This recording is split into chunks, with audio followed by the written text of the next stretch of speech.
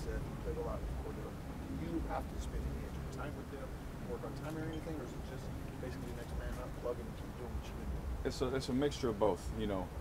Obviously you hope Coop gets better fast and all those things, and obviously we know Crab won't be here this week, but it's a little bit of both. Next man up is always our mantra and what we stand by, and that's how any football team needs to be. It has to be next man up. But at the same time, I do need to spend extra time with them because the guys that get all the reps usually with me are Coop, Crab.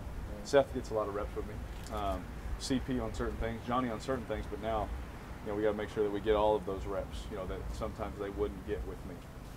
McAdoo, who's on the conference call, he said he expects you guys to run more because you don't have top two guys. Do you see things changing that dramatically where you kind of get away from the passing game, or like I said, is it just business as usual? Yeah, I think we're gonna go wing T. We're gonna run the triple option. So, hopefully that doesn't get out. As part of the fraternity of quarterbacks, when you see what happened to Eli, what's your reaction? With what happened with Eli, I know this about Eli. He's a great person. I was able to learn from him a couple years ago at the Pro Bowl. We were on the same team. I was very fortunate and blessed to be on that team with him and just learn from him, ask questions, all those things. My brother spent a lot of time with him, obviously. They won a championship together. They were in the same room together for many years. And that's, a question that I would love to answer in the offseason. I'd love to sit down and we can even do that, talk about that. But, I'm focused. I'm glad that I don't play defense. I play offense, so I'm worried about their defense and their pass rush and all their good DBs and all those linebackers. So, but I would love to talk about it in the offseason. You look at their defensive front. They got Harrison in the middle and Vernon and they got outside. Does it reconcile with the record they have? It's one of those things. Everyone in this league, Coach Del Rio tells us all the time, everyone has talent. And these guys definitely have talent. They got a lot of juice. Nothing but respect for those guys. I think they're fantastic players. I think they're some of the best at their position in the whole NFL. And so when you see that, there's a lot of things that go into winning. And so you can't just put it on. They have this group of guys. Why aren't they winning? Or these things? You never know. You never know what's going on in a building and things like that. I just know that when I turn the film on, I know what I see, and I know that they're really good. You see, kind of an obvious question, I guess, but how much of a charge does it give you guys when you see the defense finally step up and really dominate? Yeah, I mean they play great, and I know that there's things that they want to do better in certain situations, just like us all. But like I said after the game, when we can play complementary football, hey, if we don't get a first down and Marquette can be our weapon, I call him a weapon all the time. Go pin somebody deep, our defense 3 and out and get us the ball back. I mean, usually you get it back with better field position when you can do that. And so, being able to play well together like that, us staying on the field and taking care of the ball for the most part, being able to do that helps the defense stay rested. So it works both ways. And so it was good to see us put it together in a game. How beneficial is it to have a guy like Jared and some of the plays downfield he's made when you don't have maybe one, maybe two receivers, to have a guy like that who can fill in? Yeah, absolutely. Jared's a guy, that can – we've played him at receiver. We've played him at tight end. We've played him at different spots in the wing and certain things like that. So to answer the question, it's fantastic, because you need to have weapons, especially when things like this happen. I know that, on the team that we're playing, they've lost a lot of weapons. So, it's hard, just trying to, go about your business and things like that. So when you have a lot of weapons, it's nice that when injuries or a suspension or anything like that happens, we can still play football and move forward.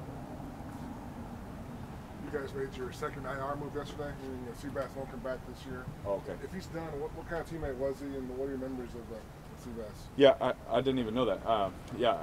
To talk about him, I could talk about that guy, some stories and all those things for hours.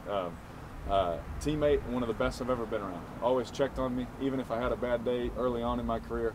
He was always the same to me. He never looked at me different if I missed a pass or took a sack that pushed him out of field goal range or anything like that, which I'm sure I did being a young quarterback a few times. But him and I, some of my best memories, I'll tell you this, I can talk on and on about how great he is and how much I love him. But one of my, we love talking about cars as well. We have a hobby there. But one of my favorite memories is we're going for a 2-minute drive, and I said, I looked at him. I said, "Where do I need to get you?" I think we were down 2 or something. We need a field goal, maybe in tied. I said, "Where do I need to get you?" He said, "Get me to the 40." And I said, "The 40?" He said, "This 40." You know, like, yeah. I was like, "All right, this guy's serious." You know, so you know, just dreaming. You know, of playing with him someday, because I was a Raider fan. You know, Cowboys and Raiders growing up. So I was like, man, someday, you know, that'd be great if he's still playing, and being able to play with him was really cool, because everything you hope for, he was all that and more. Seth had he had a rough game a couple of weeks ago. He had a fumble and a drop. How did he respond after that game, and what sort of just presence is he among the receivers? He's very quiet. Seth's very quiet, but you can always see him making jokes, you know, so he has his sly way of communicating and things like that. But, you know, he's very, how you say, he works really hard, good or bad. You know, you'll always see him at practice, especially, pay attention, especially in like training camp and things like that with Seth. If we're doing a drill, or the defense is doing a drill, whatever, he's always in the back catching balls from somebody, whether it's EJ, myself, Connor, you know, whether I'm throwing them to him, whatever it is, he's someone that's always working hard. And so, you know, whenever he has a bad game, good game, it really doesn't matter. And that's our culture that we've built here. You know, good game, bad game, all those things are going to happen. You just worry about the process. You make sure you recover, you prepare, and you compete your tail off. The results will take care of themselves. And he has definitely taken that to heart. Derek, could you explain the cleats? I know that my cleats, my cause. Yeah. Thing. What are yours specifically about? Yeah, mine are for Valley Children's Hospital. You know, that's where my wife and I, our oldest son, Dallas, he had 3 surgeries there, and they helped, you know, save his life. You know, to have a place that was right there, and you know, I still call it Fresno, but you know, right there in Madera, you know, just 10 minutes from the house. We were blessed and fortunate to have a place like that, just that close. And our time there with our son, you know, we grew to know a lot of people. Obviously, we spent some time there, but we saw how they treated everybody. You know, everybody knew that, you know, I played quarterback and those things while we were there, and none of that mattered. You know, it didn't matter what you did, anything. They treated everybody with the most respect, the most class. They treated everybody the exact same. And when I saw that's where they grew in my book. You know, that's where I said, you know, I knew it was a special place, but when you have to really, you know, go through something there, you never know. So just to be able to represent and create awareness for Valley Children's means a lot to me. I know it'll mean a lot to Dallas someday. I got his name on the cleats, got the skyline of what is the skyline of the city downtown of Fresno. But yeah, I just to create awareness from, you know, not forgetting where I'm from and where we've come from.